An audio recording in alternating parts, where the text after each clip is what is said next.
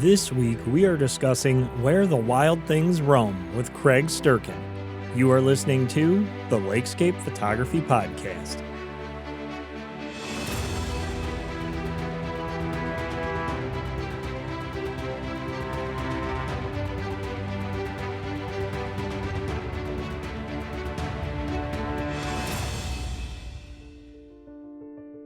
Welcome back to the LAKESCAPE Photography Podcast. I'm your host, Nicholas Albert, and we are already on episode 20.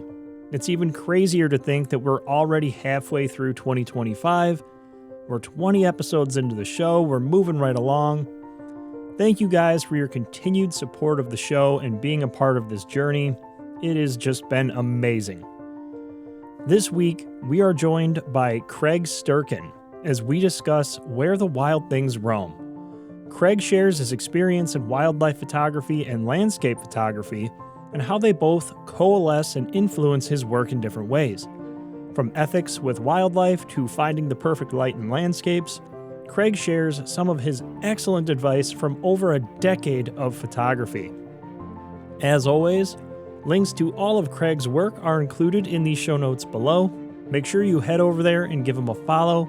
Check out his photography as you enjoy this week's discussion with Craig Sterken.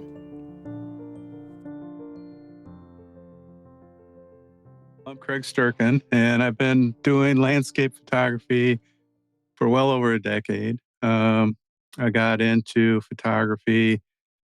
Well, I dabbled with it in high school back in a long time ago. I was a certified scuba diver, and back then I was interested in underwater photography, but all I could afford at the time was a Kodak 110 Instamatic, and which everybody had, and I bought a little Ike light housing for that. And I used to go to this little lake with a good friend of mine, and I'd swim down to the bottom, and I'd have him snorkel overhead, and I'd try to take pictures and get him silhouetted against the sunbeams as they were coming through the water. And after quite a long time of messing around with that, I realized that Michigan and an algae infused lake was not going to get me where I wanted to be. So I put that away for a while, and eventually I got a Minolta 35 millimeter, played with that for a while, but we were raising kids and busy, and I just kind of put everything aside. And then I think around 2008, I bought a Canon Rebel. It was the first DSLR on the market, and I was taking that on vacations, and we would vacation in Ludington every year. We did that for like 30 years. We'd take our kids there every summer. And I thought, well, I can do something with this. I don't have to worry about, how many pictures I take. Don't have to worry about processing. I've got a computer science degree, so I thought this would be fun just playing with the files. And while we were there, I started noticing Todd Reed's work, which he's really popular over there. And at the time, he had a little gallery. I think, if I remember correctly, it was in the back of a gift shop. And I used to go in and look at his stuff. And I was really impressed by his work. And at the same time, I signed up for a Flickr account. I don't know if you knew what Flickr was. Yeah, but I was real busy on Flickr, posting photos and looking at other people's work and what I liked and what I didn't like. And I studied Todd's photography pretty in depth and figured out how he used light and what made a good photo.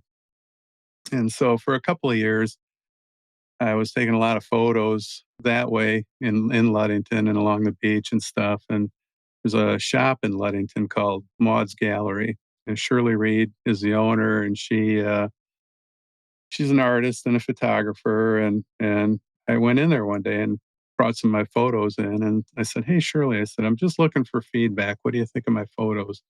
And she said, "Well, I think I'd like to sell them."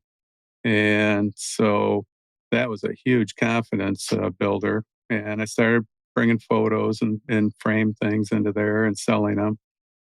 And at first I thought, well, if I could just sell enough to buy some camera equipment every year, I'd be thrilled. And then eventually it turns to, well, if I can make enough to buy camera equipment and travel, right, that'd be even better. But so that was kind of how the landscape stuff started.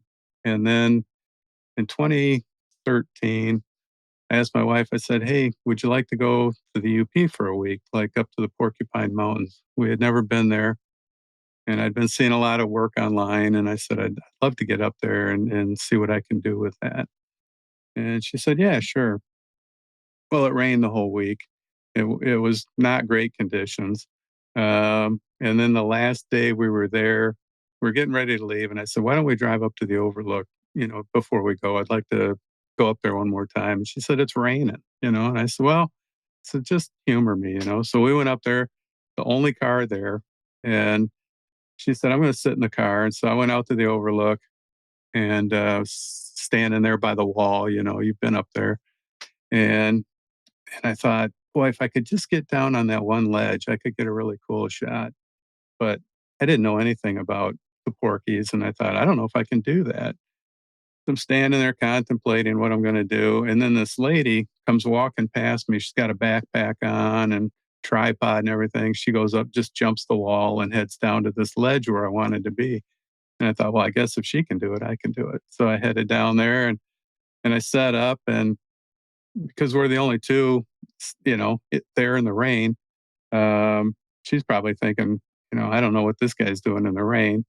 But she started talking to me and asked me my name, and I was amazed that she knew who I was. And I thought, well, maybe she's just humoring me. And then she started talking about specific photos of mine that she liked, and I thought, wow, she does know who I am. And it turned out it was Aubrietta Hope. And so we talked for a while, and then my wife and I left. And I think it was 2 weeks later, we were in Glen Arbor, and I wanted to do some shooting up at Sleeping Bear Dunes. And I'm walking down the street in Glen Arbor, and I hear Craig, Craig, and I turn around, there's Aubrietta. So it was so weird running into her, twice in 2 weeks. And we chatted for a little bit. So then in 2014, I told my wife, she didn't want to go back. She's like, I don't want to go up there. It's going to be raining and awful. And I'm like, so I really want to go. And she says, well, just take a week and go. See what you can do on your own. So I got up there and it was pouring rain. And I was staying at the American Inn there. And it rained the whole first day.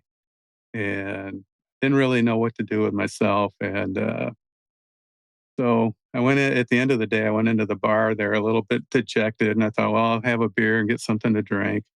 And Aubrietta was there. So anyway, she's like, Craig, what are you doing here? So I went and sat down with her. We're chatting. And a few minutes later, this guy comes in and he's like, Craig, Aubrietta, what are you two doing here? Well, it was Neil Weaver. And we had never met, any of us, other than me and Aubrietta meeting that one time. And he knew who I was from Flickr and Facebook. We had followed each other's work for a long time. And so Neil sat with us and we had dinner. And I said, so what are you planning on doing with it raining all week? He said, well, I heard that it's really nice weather over and at Pictured Rocks. And he said, I'm going to take off for Pictured Rocks because he was just sleeping in his car. And I was a little bit jealous because I thought, okay, I'm locked into these stupid reservations and it's supposed to rain the entire week.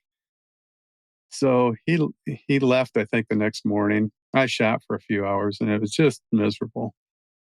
And I went to the checkout counter and I said, hey, is there any chance I can get out of my reservations? And they're like, oh yeah, we get it. It's pretty miserable.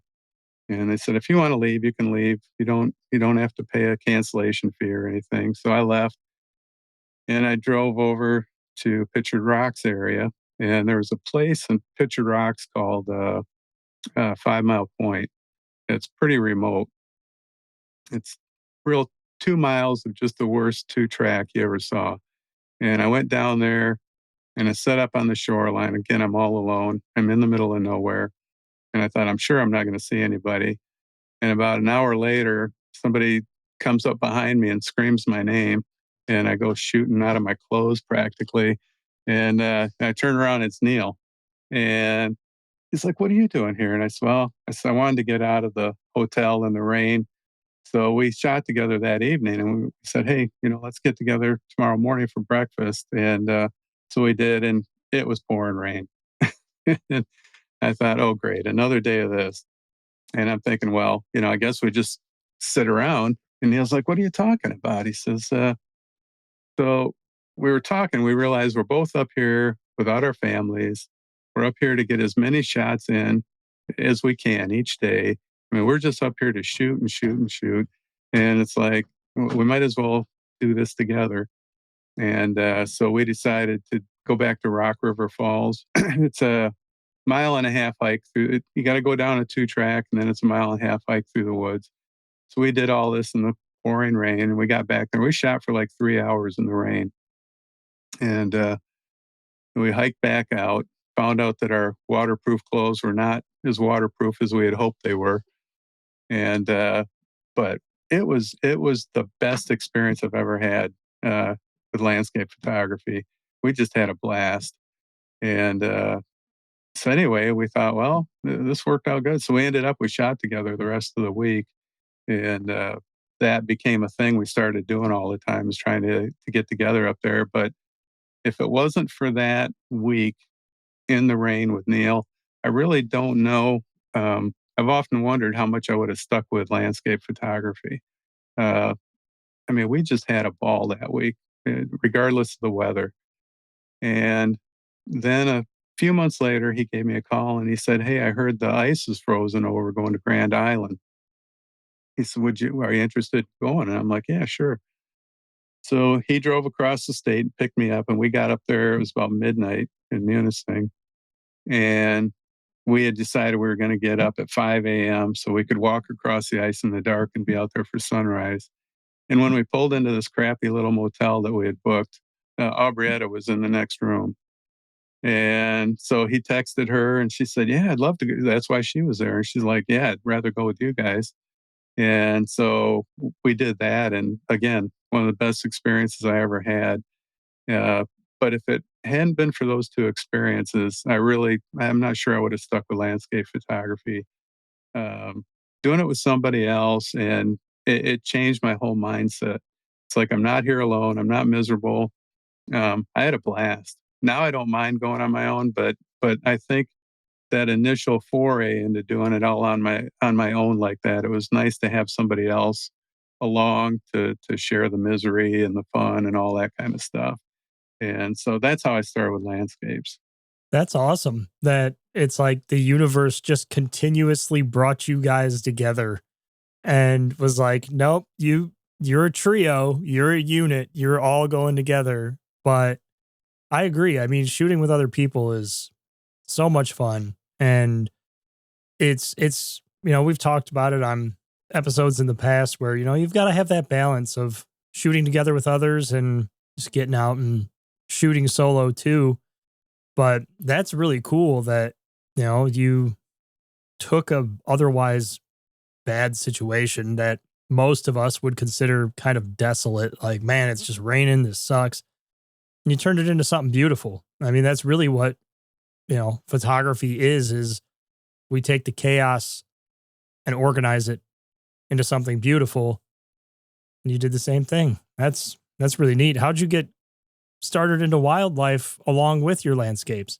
So I've got a good friend, Jeff Caverly. He's a really, really good bird photographer, um, much better than me. He would be surprised to hear me say that, because 90% of our time we spend together, I just tell him how awful he is and how blurry his pictures are. But he invited me, it was maybe 5 years ago. He had a good setup in some woods behind his house for birds. And he said, why don't you come over and try it? And at the time, I had a 70 to 200 was my longest lens. And I went over and I tried, and it was a cold day. It was like 10 degrees. And I'm like, yeah, I don't know about this. And ended up, I got a 100 to 500 millimeter. And so I said, hey, would you mind, we did this again? And it's like, yeah, sure, come on over. And that time it went much better. I had a lot better photos. I was much happier with my results. And then what happened is 3.5 years ago, um, about the time I met you in the Porkies, right after that, my in-laws got sick. My mother-in-law, father-in-law both got real sick, and they needed our help. We were the only kids in the area. for them to rely on. And so that really, you know, you love these people, you have to do what you have to do. And the idea of going to the UP for a week just wasn't going to happen. There was just too many demands on us and on our time. And but what I realized is, here in Michigan, we're in, especially where we're at by the Saginaw Bay, it's one of the, you know, prime locations for bird photography in the state. Uh, we're only 20 minutes north of Shiawassee Wildlife Refuge, which is well known. It's really well known for bird photography. Just north of us is Nyanquan Point, which is also a wildlife refuge and really popular for that. And so I thought, well, maybe I can't go, you know, do the big landscape stuff I want to do, but the bird stuff is very viable to just go out for a morning and do that here and there. Um, in addition to that stuff, I also do a lot of contract work for some clients for tourism, and that keeps me busy locally. But I wanted to do something for fun, and so I was shooting with Jeff one day, and I saw the photos he was getting with his 600 prime, and I'm like, okay, I got to get one of those. Yeah, especially if I'm going to hang around the house all the time and do bird stuff. So I got, and that really changed things having that lens. Um, so I got with that lens and the gear I had and just being home all the time, that got me into bird photography. And at first, I thought I didn't think it would excite me too much, but it's very challenging. It's a lot more challenging than landscapes. I mean, landscapes are there's a challenge to it, but landscapes a lot of times it's more about the light and the conditions you have. Where with birds, it's anybody's guess what they're going to do next. So that was how I got into bird photography originally. Yeah, wildlife photography is definitely a totally different ball game. And before the episode, Craig and I actually talked a little bit, and I actually have a wildlife lens myself. And I told him the same thing. I was like, I thought this was going to be a little bit easier than what it actually is. And I quickly learned no, there's nothing easy about it because, like you said, nobody knows what the bird is going to do next. It could perch perfectly, or it could fly 100 feet and it's gone. I mean, you could try to chase it, but it's probably not going to pay off. But it's interesting that you walk those two paths of wildlife photography and landscape photography. How do you balance those out? Are they separate for you, or do you think of them as one visual story at times? For me, it's really two separate things. Either I'm going to shoot landscapes or I'm going to shoot birds. I mean, I've been out shooting landscapes and, see some birds and think, oh, that's interesting. But I don't usually have like my 600 millimeter lens with me when I'm doing landscapes and vice versa. So I really keep the two separate. Yeah. Yeah. I mean, that makes sense. 600 millimeter lens is a gigantic lens to have in your bag for landscapes. Yeah. So, And like, I remember a few years ago, Neil and I were in the Keweenaw and I saw all these woodpecker holes, and they were fresh. They looked like they were huge, so they're probably like a pileated woodpecker. And I thought, wouldn't it be cool to go get my lens right and set up here? And I mean, if you know Neil at all, if I had said, "Hey, I want to do this for the next 3 hours," he'd be like, "Well, you can catch up at some point, right?" Um, but, and I mean, and my time up there is limited. If I make the effort to get up there, I'm up there for landscapes. I'm not gonna sidetrack myself with birds. So it really is two separate, you know, uh, things. yeah. Yeah. I mean, that makes perfect sense. Time management and just utilizing your time spent somewhere, especially when it's a dedicated trip and you've made the time commitment and the financial commitment. I completely understand that. Have you learned anything from one that influences the other? Well, I would think the biggest thing for that is after spending so much time doing landscapes, spend a lot of time when you're doing landscape studying light and how light hits things. And light definitely informs my decisions when I'm making compositions with wildlife. Uh, really, light, it's no different than any other kind of photography. Light is everything, right? And so typically, yeah, I'm looking for light coming over my shoulder. Not all the time, but most of the time with birds, it's similar in that you want that nice, soft, golden light, like maybe that first hour of the day or the last hour of the day, where you're getting that nice soft light to light up the wildlife. That's really the best light to have, and I think that's probably what informed my decision making from landscapes more than anything else. Is just light and how you use it. Yeah, I mean, it really is all about the light, the quality, the direction, the temperature, and just thinking uh, back across images I've seen of yours, images I've seen of other photographers, both in wildlife and landscape photography. There's those images that just kind of stick out in your mind of good light, good subject, and that's really the quote unquote secret to good landscape photography, wildlife photography is search out that good light. You're golden.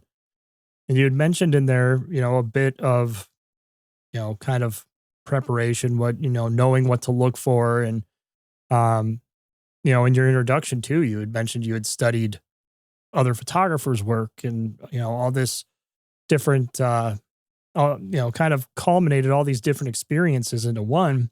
When it comes to preparation between these two genres, do you prepare differently for wildlife versus landscape other than just the 600 millimeter lens?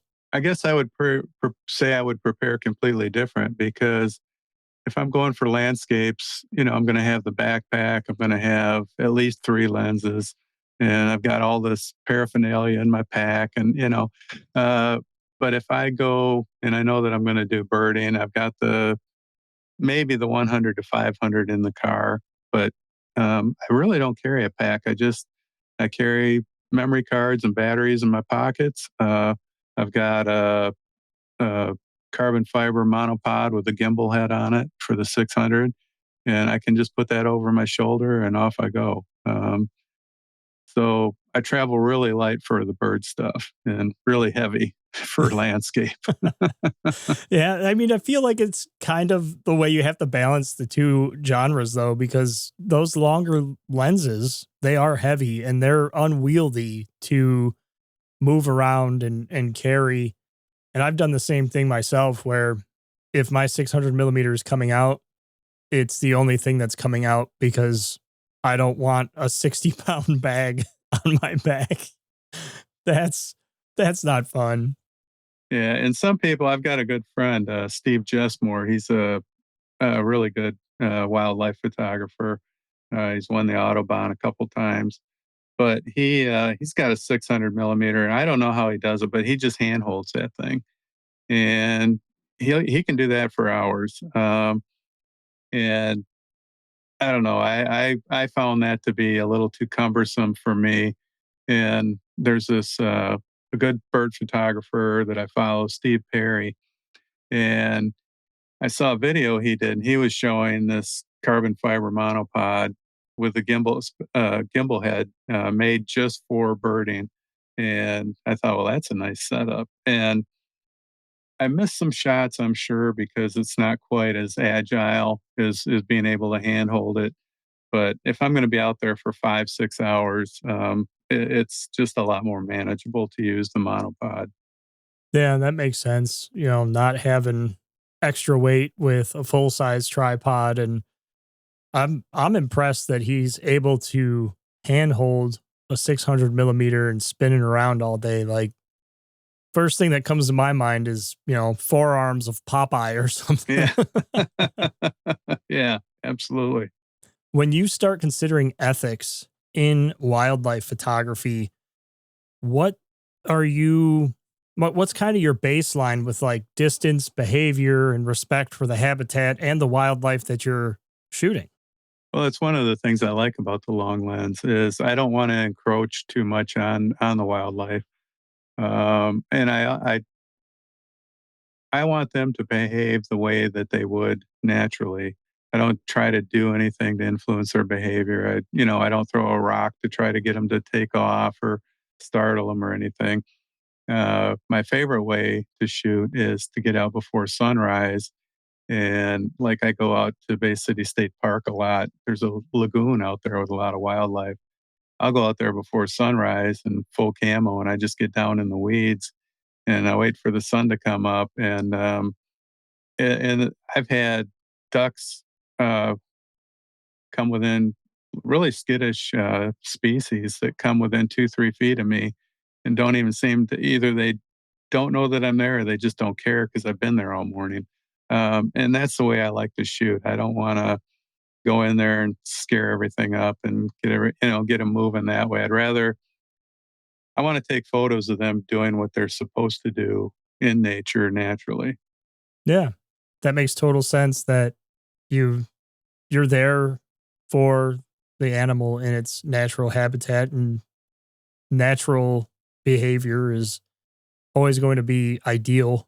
I really appreciate that you said in that you're not startling them or trying to disturb them in any way, because I've seen that in the past, online and in different capacities where people, for instance, I think it was a couple years ago, they took a drone and they were chasing a bear and some cubs around trying to get pictures of it.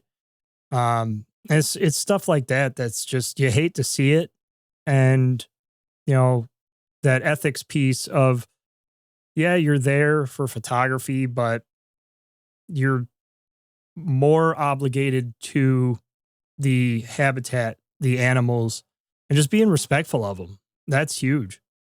Yeah, I've seen videos where they've taken mice and put them on dead mice and put them on strings and pulled them along to get owls to swoop down and stuff. It's like, well, you know, if there's actually a mouse there and it's running, that's great. But to do that, I don't understand that. Um, I've got a problem with that kind of baiting. At the same time, a lot of what we do, like in our bird workshops, is we've got perches set up by feeders. That's not a whole lot different than your feeder in your backyard. Yeah, I've seen that before where there's different feeders, or I've seen some people that are trying to attract deer, they'll put like a salt lick out in some tall grass and try to draw them out to take pictures. Doing that kind of stuff where you're kind of walking that line, make sure you pick it up afterwards, don't leave it out there kind of thing. But yeah, I mean, just being respectful, I feel like is paramount, especially since you're not just there for the photo like we discussed. You're there for that natural interaction with the animal and its habitat. Patience seems to be the big undertone here of all that makes all these things work. When you think of patience in wildlife work, landscape work, do you find that you have to be more patient in one than the other, or is it kind of equal? I think it's equal but different. With landscapes, as you well know, maybe you're out there before sunrise. You're just waiting for good light to appear. Um, and you can sit and chat with somebody or whatever while you're doing that. So yeah, I find them quite similar but different as far as with landscapes. Like I said, you're out there, you're waiting for the light to get good. But you can talk and do those kind of things with wildlife. You've got to be out there for sometimes hours, and you've got to be quiet and you've got to be still. Otherwise, you're gonna scare them off. So it's both take patience, but patience with the wildlife is uh, being patient and quiet. Yeah. You don't want to scare them off, and you're never going to get a picture if you're sitting there watching TikTok or ruffling Yeah. through a bag of Tostitos or something. Yeah, it takes infinite patience. You've got to be willing to just sit there. When I go out, like to the lagoon at Bay City State Park, I'll get out there before sunrise, and a lot of times I'm there for 5 or 6 hours, just sitting there in one spot. And but that's what you've got to do if you want to get really good photos. It doesn't mean somebody doesn't get lucky and just walk through and get a good photo, but if you want stuff that's different and you want natural behaviors, it takes a lot of time and a lot of patience. Yeah. What's an instance where think across all of your years of photography of all of the different pursuits in wildlife, when was a time where your patience paid off tenfold? Well, I think there was one time one of the things I really like to photograph is terns, and I had been out at the state park and I noticed that they would congregate on the beach. And when I was out on the beach, I saw them. They would keep flying back with a fish. And so I figured out that they would fly from the beach and they would fly to the lagoon, which was within the park, and they would go fish in the lagoon, and then they would bring their catch back to the beach and they would eat it there. And it took me a couple of days to realize not only that they were doing that, but they had a particular flight pattern they took every time they did it. And so I started getting out there before sunrise and sitting down in the weeds. And I would watch them go. They would go to the far end of the lagoon and they would fish down there when they, and I was in their flight path. So when they came back with a fish in their mouth, I could get shots of them carrying their, their catch. And the one time I was doing that, and the tern was flying directly overhead, just about, and the fish flipped out of its mouth. And so I've got a shot of it. It's as it's falling back towards the water. It's about 3 foot underneath the tern, and they're both looking surprised. So that's Oh, where patience did a good job with that. yeah, sounds like a really cool shot. We're gonna have to link that in the show notes so that people can check that out. What's the craziest animal that you've come across while shooting wildlife? Have you seen some pretty rare animals out there? Not really. I mean, 90% of the wildlife I do is just birding, birds, whether it be egrets or herons or whatever. I haven't seen anything too much out of the ordinary. I think the neatest encounter with wildlife, I was doing landscape photography and I was walking along this little trail, and 2 feet in front of me, a coyote came out of the woods, out of the brush, and he just froze. I mean, I think we startled each other, and he just looked at me for a couple seconds and then went right back into the brush. But that was kind of neat. And That's really cool. yeah, one time I was walking out um, on a little game trail, and I just thought something doesn't feel right, and I stopped, and about, I'd say maybe 16, 17 inches from my face, there was a porcupine hanging on the side of a tree, and it was just looking at me. It's like, okay, I think I'm going to keep moving here. Yeah, yeah, you don't want to mess with that guy. Yeah, but no, I haven't seen bears or anything too crazy. So, Yeah, I've the only time I've seen bears was actually on South Boundary Road. I was driving, and a mom ran out with a couple cubs, probably about 100 feet ahead, and I was like, "Oh, cool! I finally saw a bear." I mean, I'd much rather see it when I'm in my car yeah, rather than in the middle of the forest, especially with cubs. yeah, I saw one at Pictured Rocks. I was heading along one of the roads there, and this huge black bear just came barreling out of the woods. And I'm glad that I wasn't that far up on the road because they don't look. I mean, they are just full out. He was hauling across that road. But yeah, and I've seen, well, like you, I've seen lots of signs of bear up in the Porkies, but luckily I haven't come face to face with one. Yeah, I mean, from what I've been told, black bears are pretty skittish and they'll run Yeah, away from you. But again, especially this time of year with cubs and whatnot, if you find a mom with cubs, then just turn around and just yeah, get out of there. It's not yeah, worth it. But when it comes to the actual creativity, the artistry in the images between wildlife, landscapes. We've touched on a few different aspects of how they're different, but related all the same.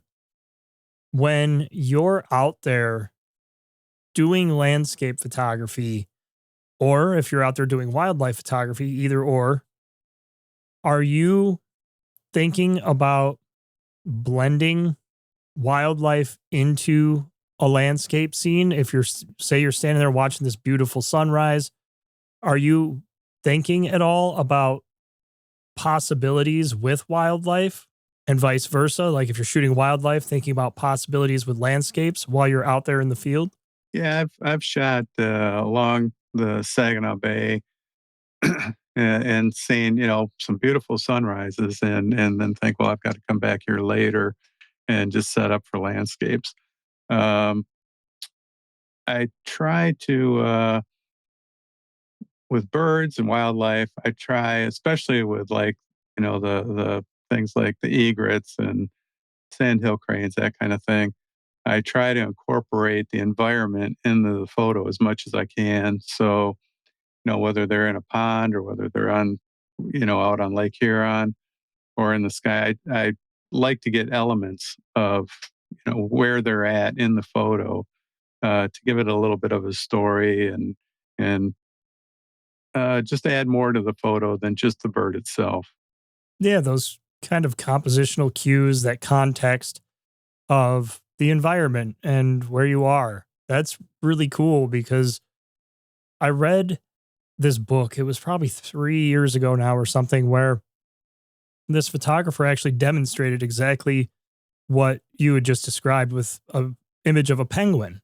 And the one shot, the penguin just filled the whole frame. And it was just like this blurred out, rocky backdrop kind of scene behind him.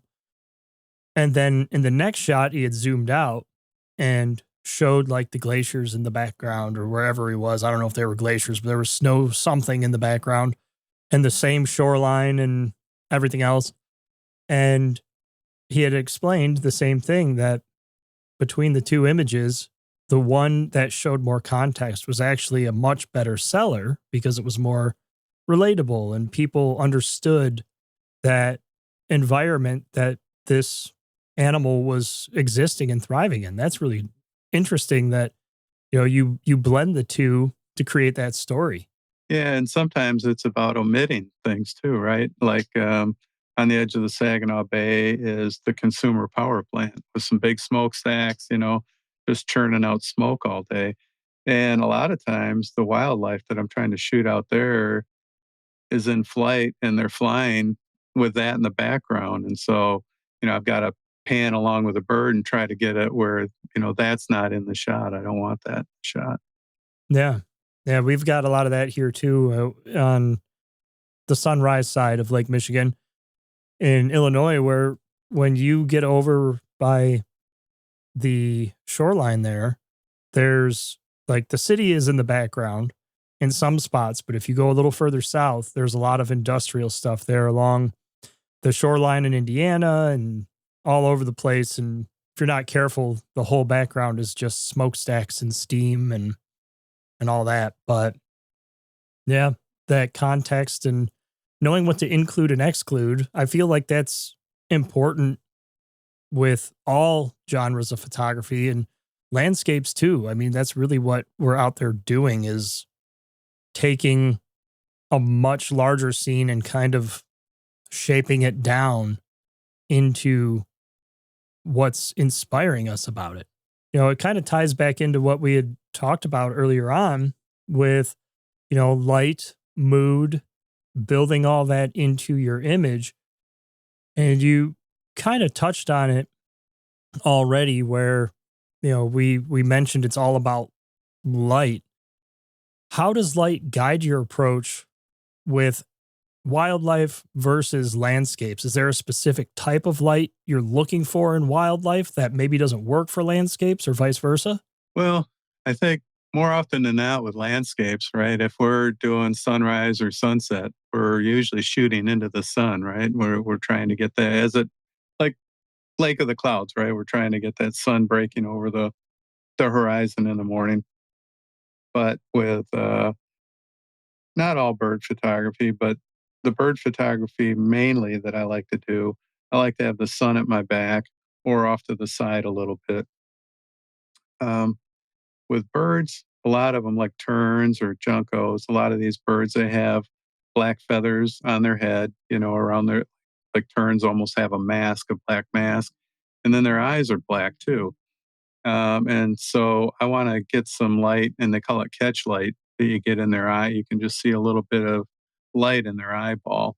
And you really need that to differentiate their eye from the rest of their face. And if you don't have that, it's a very bland, uninspiring photo. So for me, most of the time, I like to have some light coming up behind me, whether that's off to the side or not, or even to the side somewhat, so you can at least light half of their face. Um, and with landscapes, like I said, you've got good light in both directions. I know you've probably done it where you're shooting a sunrise and you're trying to get that sun breaking.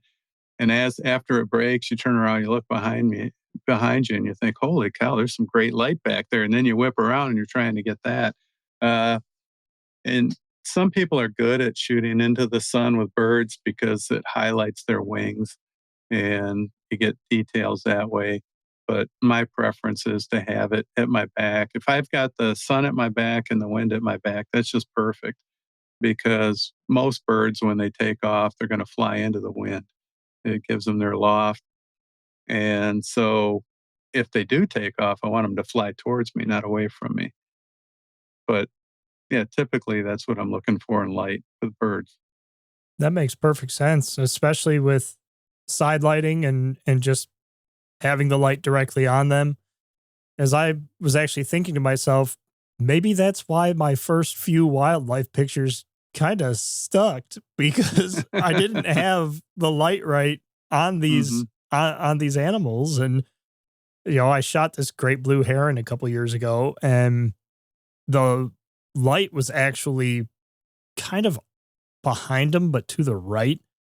And the same thing when I got back and I looked at the pictures, I was like, well, I can't tell where his eyes are.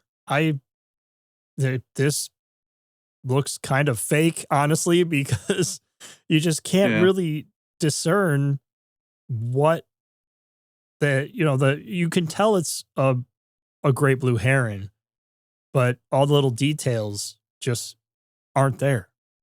Yeah. And there's days where when I first got into it, there was days if it was overcast, I didn't bother at all. And now I realize there's days where it's overcast, but the light is a little bit diffused. And those are actually the best days because you get real even lighting. And those days are great. And I'll always try to shoot on those days if I can. But if you've got a real overcast day, a real gloomy day, I usually don't bother because I know that I'm not going to get that differential between the eye and the rest of the bird that I'm looking for. That's a really good tip. And I'm sure other people are going to find that helpful too. It's those little things that, from somebody who obviously is experienced in this to somebody who admittedly is very novice in this department, Uh-huh. that's huge. I'm actually going to have to get out and try a few of these tips that you've been sharing here myself because it makes perfect sense when you think about it in application. Yeah, but I mean, we like last fall. I mean, Jeff and I we shot birds in the rain for a couple hours, and we still had some really good shots. But the light was even. It wasn't flat. It was even. And even though it was raining, I think there was a little bit of light coming through, and the pictures were phenomenal because the birds were just soaked, and it was hilarious to see them. They were shaking their feathers and getting their water out just like a dog would. And so it was a lot of fun. It was entertaining to watch them and shoot them, but it was different. Yeah, those moments where it's not just a bird in flight, or, well, I shouldn't word it like that. Those moments where it's not a bird in flight or it's not a bird perched, where it's doing something that's out of the ordinary, shaking water off of itself. Full full transparency, I thought birds were pretty waterproof, so I didn't Yeah. realize that they could get, a bunch of water in their feathers like that. Yeah. That's really neat. When it comes to field work and just getting out there, knowing where to go and tracking wildlife in the first place, I mean, how do you find the birds or the subjects that you're looking for and track them to even be able to get an opportunity at a shot? Well, first, I try to go to areas that are well known for bird photography. Like me, there's a trail along the Saginaw Bay it's a birding trail. Um, they call it that, but they went through a few years ago and they put gravel all along the whole thing to make it easier to ride bikes and stuff. And it's horrible because as you're walking along, you're crunching the gravel and you just see these birds taking off left and right. So what I've learned to do there, and really what I do anywhere I go to do that, is I'll walk along and I'll try to look for nests. I'll try to look for food sources like berries and those kind of things. And if I see or certain vegetation, I know okay, like maybe warblers will hang out in that vegetation, and so I'll look for that kind of stuff. And when I see a spot like that, like a couple years ago on the trail, I saw these berries on this one branch, and so we had when I walked by there earlier, these kingbirds took off from there. So when I came back, I just stood there, and I stood there for about 45 minutes, and finally the birds came back, and there was two little ones, and they perched on this branch, and the adult bird was going around gathering the berries and feeding them to the little ones. If I hadn't spent the 45 minutes standing there, I never would have got that shot. But I also, had I just been walking along and didn't notice the berries in the first place, it wouldn't have done me any good. And there's a lot of logs along that trail that are in shallow water, and I know it's the right habitat for like uh, blue herons and green herons. And it's the same thing. If I stand there long enough, eventually a bird's going to come along and land in there. It's really just about looking at the environment, and even in the state park where hundreds of people are walking, you'll see the right environment. If you stand there long enough, they're going to come land there. That's really interesting that those cues and those little overlooked bits of information, it's almost like you're actively scouting as you're looking for that shot, which I guess to a degree we're all always doing, but you're taking it a step further, looking for like you said, vegetation or specific plant types, knowing what kind of animals hang out in different areas.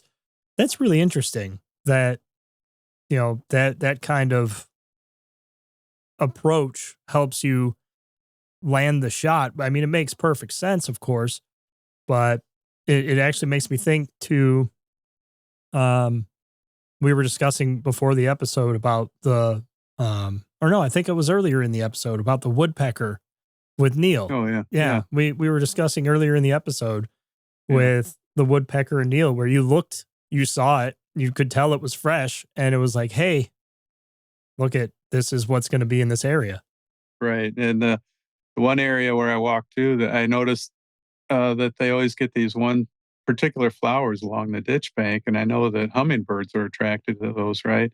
And again, if I stand there long enough, usually hummingbirds come along there. So it's just about being aware of what's there and knowing what's attracted to those things. Yeah, yeah, that the environment, the food sources, all that stuff. I'm sure that has a huge benefit of just learning and knowing and understanding, especially doing wildlife, because you can kind of anticipate what you're going to see. Yeah, and a good example of that is like out at the state park where I was talking about, where we have the lagoon. The lagoon empties into the bay. Well, you know that fish are going to be going up and down all day long in this little tributary between the lagoon and the bay. And again, if you sit down there long enough, you're going to get herons and egrets are going to come there and they're going to stand in the water there and fish. And I've gotten a lot of pictures of egrets eating fish there. Um, Part of it is knowing that, that's a prime spot for them.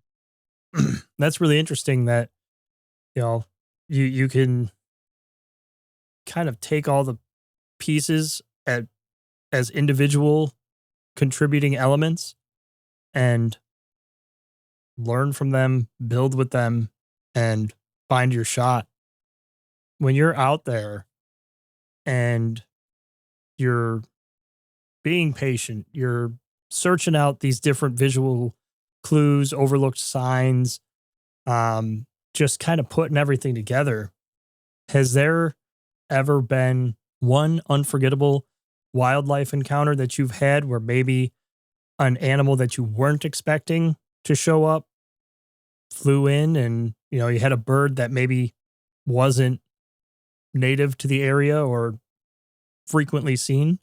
Well, I was photographing the one day. I was photographing egrets eating fish in the spot we're talking about, and I'd been sitting there. I was down in the sand, and I'd been doing it for a couple of hours, and then I heard this weird noise behind me in the grass, and I turned around. There was two sandhill cranes about 4 feet away, and just standing there looking at me. And they didn't seem bothered by my appearance or anything. They didn't go running like other people would, but but it was funny. Yeah, I was really surprised. They kind of snuck up on me. I was so engrossed in what I was doing, I didn't even know they were there. And because they were 4 feet away, obviously my 600 millimeter lens was not going to work. And by the time I shifted around and stuff, I was hoping they'd kind of back up a little bit. They finally flew off. So That's one of those instances where you almost have to have two cameras, like one with a 70 to 200 and one with a 600 millimeter on it. But even yeah, 70 millimeters at 6 feet, you're pushing it. yeah, absolutely. There was a photographer here in Chicago. There's a bird sanctuary here. It's the Montrose Harbor Bird Sanctuary. I actually ran into him a few years ago now. And that's actually the reason why I had started talking with him is he's out there with a 600 millimeter on one body and he's got two other bodies hanging off of him and he's like climbing around in the sand and like running around on the shoreline. And I was like, wow, this guy's got to work for like National Geographic or something. Like, who's this Yeah, guy? And we started talking, and that's exactly what he said. That sometimes I'm not sure what they're called, but they're small, like little white and gray birds that land on the shoreline. And he's like, sometimes they're far away, and I can get them with the big lens, and other times they're 5 feet away, just running up the shoreline, grabbing things out of the water, and you just swap, you can snap the shot. But understandably, as we talked about at the beginning of the episode, that's a lot of gear to carry around. oh yeah, yeah. Yeah, that's what I do for tourism photography. I always carry two camera bodies. I'll have a like 100 to 500 on one camera, and the other one I've got a 24 to 105. So you can just grab whichever one you need, depending on what's going on. But yeah, for wildlife, I don't know, another camera body. That's adding some work. Oh yeah. Yeah, I couldn't do it. I briefly last year I tried to carry two camera bodies on me for landscapes. I was like, this is going to be great because at sunrise I can shoot at two different focal lengths and set up two different compositions. And I quickly realized I was like, this is just too much weight. I got to carry an extra tripod. This is not worth it like I thought it was going to be. Yeah, yeah, I've done that for sports, and it makes sense for sports. But for landscapes and birding, I think it would be for me. I would just find it too cumbersome of a setup. Yeah, it really is. I mean, having a backup camera, that's great. Leave it in your car, leave it at the hotel, what have you. But carrying two bodies, that's a whole different ball game at that point. Like, you expect it with sports, weddings, events, that kind of stuff. But yeah, probably a little overkill for landscapes. Yeah. Well, unless you're going to set up two tripods and you know you're going to stay in the same spot, right? Right. And you only have to walk 20 feet from the car to do it. You don't have to lug these things through the mountains or something. Have you needed your backup camera before?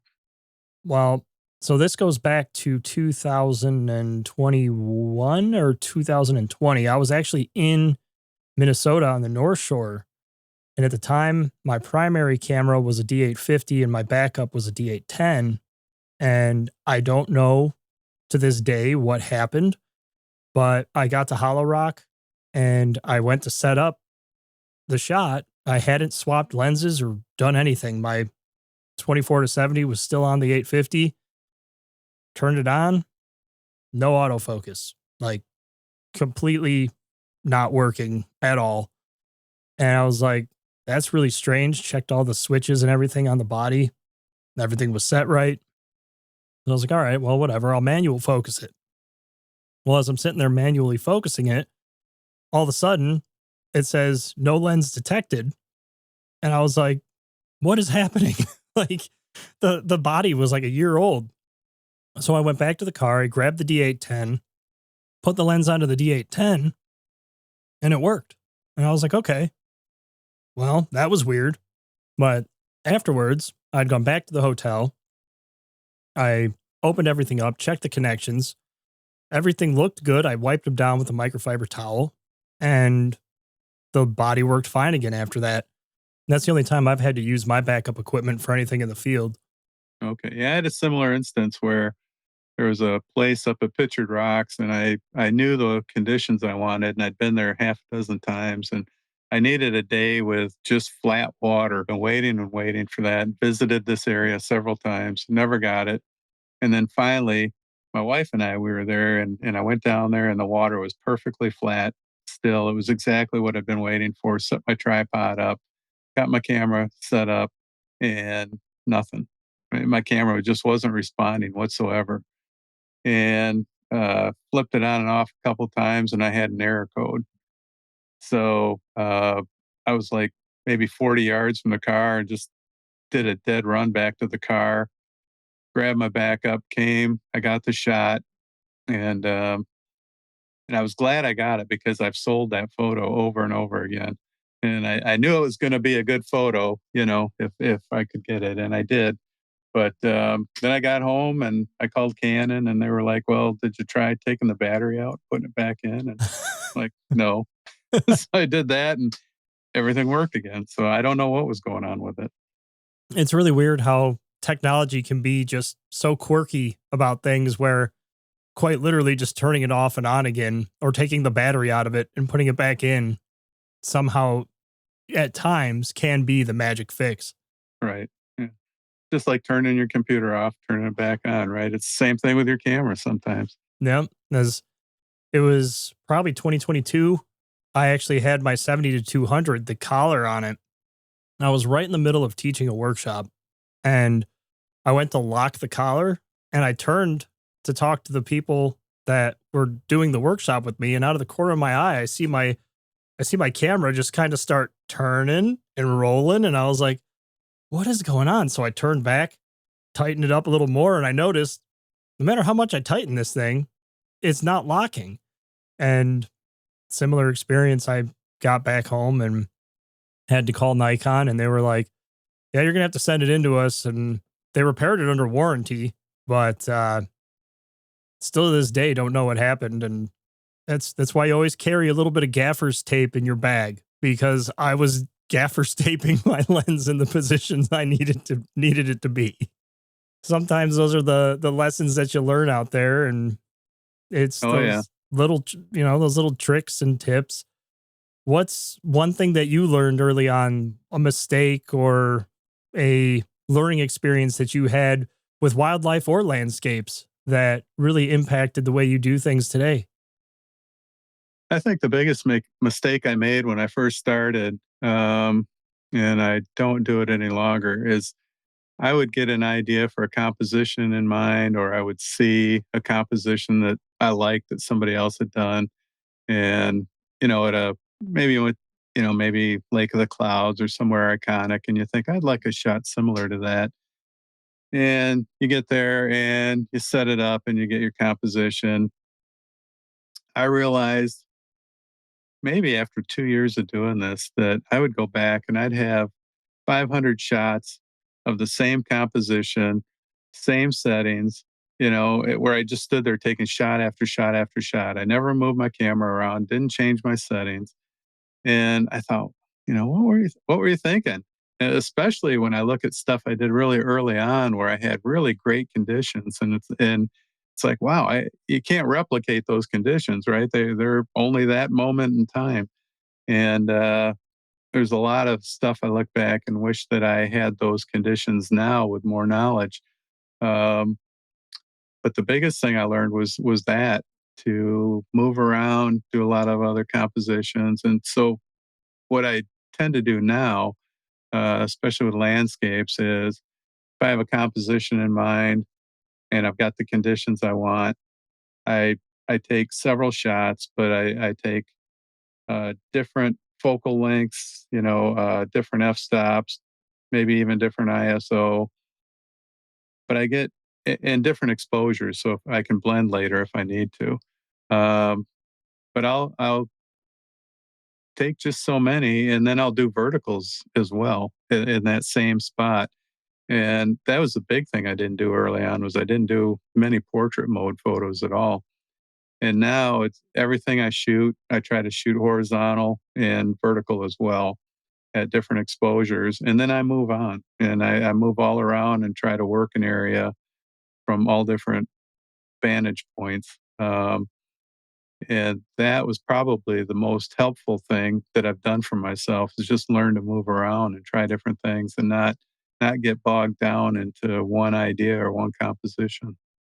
Yeah, that's excellent advice. And it's interesting because for those listeners that don't know, Craig and Neil Weaver and Aubrietta Hope, as we discussed, they're always shooting together and everything. And in previous episodes, they've discussed the same thing too, where, you know, every composition or every shot kind of has a beginning point and an end point where you might start on the left side of the waterfall with your tripod, and then you kind of go up, go down, move a little left, move a little right. And before you know it, you're on the right side of the waterfall and you finally found your shot. But like you said, it's just that moving around and interacting with the landscape and trying different things. Your shot will likely present itself in some capacity at some point, or you'll find the best way to approach the scene under better conditions later. That's one of the advantages of shooting alone is when you've got a spot all to yourself, right? You can move around all you want. Um, that's one of the things I do like about shooting with Neil. We've shot together so long that we're really good about working around each other. And if there's a shot we both really want, it's like, okay, well, you take this spot now and I'll move over here.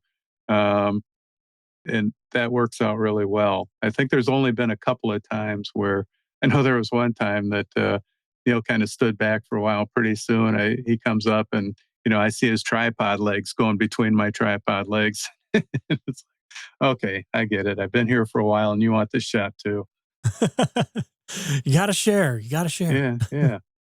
No, that's part of the fun of going out and shooting with others and everything is, you know, it's interesting how different photographers approach a scene and how different photographers pull composition differently. Like, you know, maybe Neil was watching what you had been doing and was thinking to himself at the same time, hey, I could shoot it maybe horizontally here, vertically there. And as you were working it out, he was doing the same and you guys ended up really at the same kind of conclusion, which is really cool that, two people shooting the same location kind of narrow it down to the same area of the subject or the scene. It's just, it speaks volumes to that creative vision and really just bouncing ideas off of each other and being creative together. Well, the interesting thing about that is, we shot together a lot, and there's many times that we shot from the same spot, eh, you know, same setup and everything else, and we get back and our photos aren't similar at all. He's got completely different compositions from the exact same spot where I was standing, and he just saw something different than I did. Yeah. Yeah, I've had that in the past too when I've been shooting with other people where, maybe they're shooting wide and I'm, 6 feet behind them with a 70 to 200 on, shooting a really tiny detail. And it's awesome because it's the same spot seen differently by different people. And it's just old, that old saying of, you give 10 photographers cameras, let them go in the same area. They're all going to come back with 10 different images of the same place. Yeah. Yeah, I mean, there's been a couple times here and there where I come back, it's like, well, that looks identical to his or someone else that I'm shooting with, but that's pretty rare. More often than not, people just look at things through different eyes. Right. Yeah. I mean, there's, of course, like you said, some locations that really can only be shot one way, like Lake of the Clouds. There's only so many compositions you can actually shoot of Lake of the Clouds before you've really kind of ran the gamut and done it all.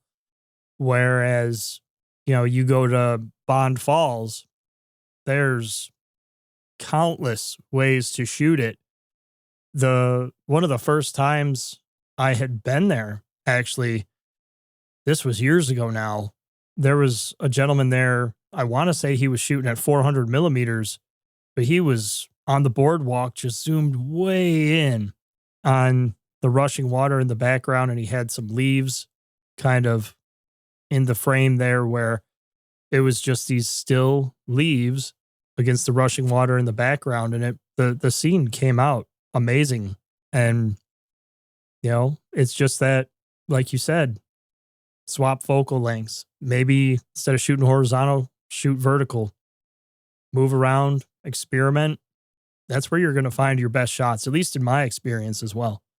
For those listeners out there that are interested in doing wildlife, landscape photography, maybe both, what's the best way to get started as a landscape photographer in wildlife? Uh, well, I think it comes down to looking at your gear differently and what gear you do want to use. You're not going to do a lot of wildlife stuff with, like a 10 to 12 millimeter lens. Um, but yeah, I think it's comes down somewhat to gear. But if you've done landscape for a while, the settings for bird photography and wildlife is going to be a lot different. But if you've been shooting in manual for a long time, it doesn't take that long to get up to speed on that. You're using a lot faster shutter speeds. You're going in a lot tighter on your shots. You got to get used to higher ISO.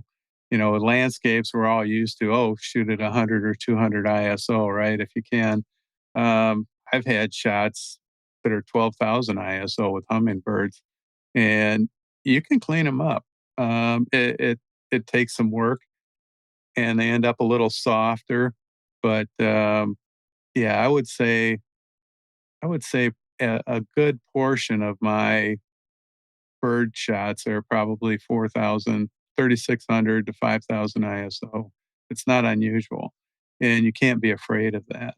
And when I first started, I got a lot of blurry shots because I was worried about my ISO all the time.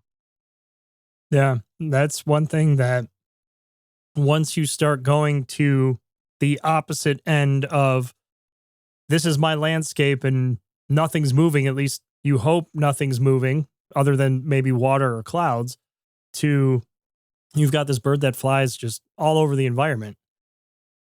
It's going to take, like you said, those different settings.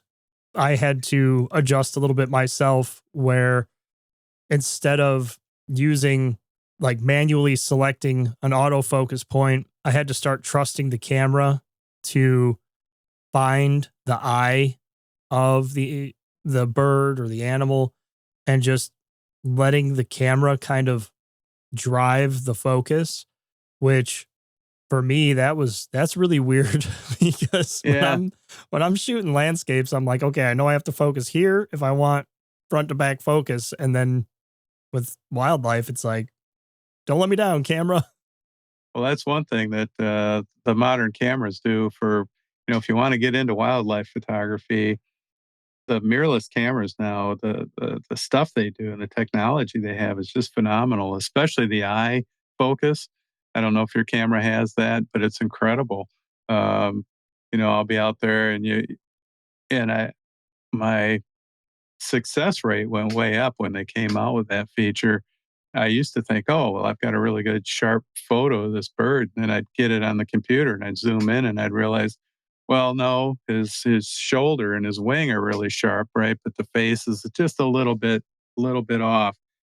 And sometimes you think that it's a little that you've got it sharp. And then when you see a photo where it really is sharp, you immediately see the difference.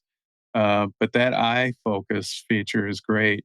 The mirrorless cameras that have that, when I focus on a bird, it will look for that eyeball, and when it's got it in focus, I'll get a little square around the bird's eye, and then I know that I'm locked on, and then I can just follow it as it's flying and shoot away, and I know that they're all going to be, if they come out sharp, they're all going to have it's all going to be the face that's in focus, which is what I'm going. Yeah. When I first started experimenting with my camera and learning the eye autofocus, because I mean, the D850, it did a pretty good job, but you start getting into the Z8 and now they've got the Z63 and everything else, the Z9. And, these things are just, like you said, they lock on. And I know the Canons do it, the Sonys do it, where they just lock on. And once the camera recognizes what it is, it'll hold it until the animal is fully out of the scene, which is really impressive when you think about it. Oh yeah, yeah. They do incredible work now with it. The technology has just come so far, and it makes bird photography much easier. Not that it's a skill that you don't have to develop, but boy, it made it so much easier for everyone. Oh yeah. I can imagine, especially, you think back to maybe, you know, 20, 30 years ago where people were shooting wildlife with film. Well, they didn't have all that fancy autofocus tech. That had to have been hard. Oh, you look at some old National Geographics, and they've got some really sharp wildlife photos in there. And it's like, how did they do that without all this technology? Yeah, exactly. It's, you have to be on that focus ring just, and you have to know like every little, you know, millimeter you turn it, that could make or break it. Oh, yeah. Yeah. Especially, like you talked about with getting getting the eye lit up right and knowing when the right time is, and a lot goes into that. But, you know, that's great for everybody out there that wants to get involved now. So That's for sure. when you look at all of your experience and, if you think back from where you started to where you are now, what mindset should someone bring into the field when they're trying to photograph wild animals? I think mainly just patience. And that's the biggest thing you have to take with you in the field is patience. Uh, you're not going to get a great shot. There's times that I've been out for 8 hours and come home without anything, and you can't let that get you down. You just well, I'll go back tomorrow, and there's no predicting wildlife, and you can sit there and see a bird that you really want to photograph, a heron or an egret that's 100 yards away, and you're just waiting and waiting, and never comes around. And you can try hiking over there, and you just scare it off, and it's, that's just the way it goes. So in that aspect, like I said, it's a lot more challenging than landscapes, but it's the more time you spend in the field, the higher your luck. Are there any specific species of birds or situations that would make a good starting point for someone just getting into this? One of the things I did when I first started, you can go to just about any beach in Michigan and find seagulls, right? And if there's a flock of seagulls, there is no better training ground for bird photography than seagulls because, you might have 50 of them on the beach and they're flying all over the place. And you can spend hours just photographing them. And they're really a really good uh, basic bird. They're not flying too fast and they're active. They're a really good training ground. We've got them everywhere here in the Great Lakes. You can find them when you go to the store. They're in the parking lots. That's awesome though. So I understand too that you offer workshops around birding and landscape photography. What tell us about your workshops? What can people or how can people learn about them and join you out there in the field? Yeah. So a few years ago, I had guested. I did a guest spot, I guess you'd call it, on a couple of Neil and Aubrietta's workshops, and so some of the people that attended the workshops got to know me, and then a couple of them, Colleen and Karen, if they listen to this, they started asking me, "Hey, we saw your bird photos. Would you do a bird photography workshop?" And I said, "Yeah, I don't think so. I'm not. I never thought of myself as a workshop kind of person, right? I don't like the idea of standing up there and talking about it and everything. I've done some one-on-one workshops, but not like a official classroom kind of thing. But they kept at me and kept at me, and so I mentioned it one day to Jeff Caverly, and he said, "Hey," he said, "Yeah," he said, "I'd be into doing that with you if you're interested." And so then we had to think about where could we do this. I'm not going to have people come over and sit in my backyard, right? And and the woods behind his house would have been great, but that was a neighbor let him use those woods, so that kind of shot that down. And not too long after we started talking about this, some property came up for sale on Saginaw Bay, and Jeff actually bought it, and it turned out it was an excellent location for birds. So we got the idea to put the bird workshop together, and we did those started those last spring, and we've had 3 of them now. We've got one next week. That one's full. And then we've got one May 31st and June 1st. We still have some openings for that. And we were hoping when he got the property there that we could do a lot of ducks and herons and that kind of stuff because they are in that area. But the water levels this year have been really low. And so those kind of birds aren't coming in very close to shore. But his property is on the migration route for all the birds that come back this time of year. So he's getting Baltimore Orioles, the yellow-headed blackbirds, just a few unique things, a lot of warblers. So anyway, we've been doing the workshops out there, and it's mainly we do perches, and we've got a couple of sheds that are heated if it's cold, and uh, basically you sit in the shed. We've got gimbal heads mounted in the sheds, so you can just bring your lens and just lock it in there. So we shoot in the morning, and usually we do classroom activity type things in the afternoon. We talk about processing and that kind of thing, and then they shoot again in the evening. They shoot the next day. This time, everybody that's coming next week, they're all experienced shooters, so we're just doing nothing but shooting all day.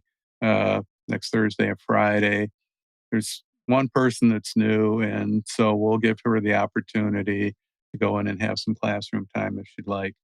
But really, the classroom stuff is optional for people that don't want to do it, and it's been working out really well. One of the things I think we're going to start doing is offering the blinds for rent. So if somebody doesn't want to do classroom stuff, they can just come and shoot by appointment. If they want somebody with them to give them tips throughout the day, one of us can go out there and sit with them and help them with their settings and that kind of stuff. I shoot Canon. Jeff shoots Sony and Nikon. And so in the past, what we do, if somebody's shooting a Canon, um, not everybody has a 600 millimeter lens, right? So I'll let him use mine. And he's got the 600 for the Sony that he'll let people use. So it's been a lot of fun. So that's the bird stuff. That's how that got going. Um, and then this fall, the same people from Neil's workshop that asked me to do the bird stuff, they started asking me, "Hey, would you do a workshop in the UP?" And I said, "Well, Neil and Aubrey had to kind of have that covered." Um, but the thing with their workshops, they're great. They're excellent workshops. But you've got 8 or 9 people, and you've got to work around those people. And because of that, the it's sort of structured as to where you're going to go. And that's how they have to run it. Um, so what I'm offering, it's more of a photo tour, I would say. It's for people that don't want to go alone. They want other people to be with them. They want people that know locations. I can take them around to different locations, and I'll give them some say. We'll get up in the morning. I'll say, or in the evening, I'll say, "Hey, tomorrow, this is what the weather's going to be like. These are options for tomorrow. Where would you guys like to shoot?" And because I'm keeping the number really small, just a few people, um, we can go to places that are maybe more remote and a little bit tighter shooting that doesn't allow for 8 or 10 photographers to set up. So that's what that's going to be, and that's October 17th. Right now, I may or may not have one opening. I have somebody who wants to do it, but they're not sure yet if they're going to be able to have the time.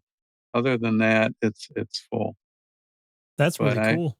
yeah, but I am taking. I'll if anybody's interested, they can get on a waiting list, and if any of the positions fall through, I'll open it up for the next person.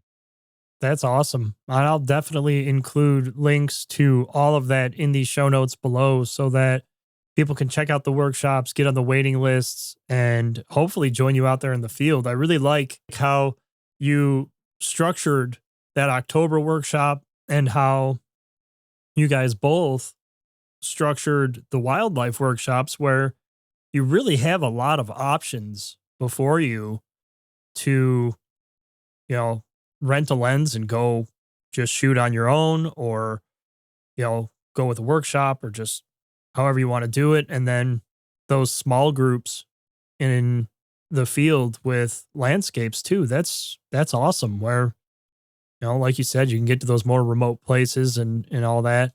And I can tell everybody listening, I was actually there in 2023 when you were working with Neil in the in one of his October workshops.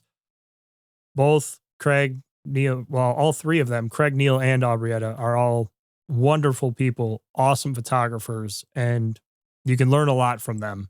And hopefully, those listening have already learned a lot from you, Craig. It's been great having you on today. Oh, it's great that you asked me. I really appreciate it. Yeah, of course, man. How can people find your work and get connected with you? Well, I've got a website, just craigsterken.com. Beyond that, you can find me on Instagram and Facebook and all of those social media things. But yeah, craigsterken.com would be the place to find me. Good deal. I'll put all those links in the show notes below, and I certainly appreciate you jumping in, Craig. Thank you very much. Oh, thank you.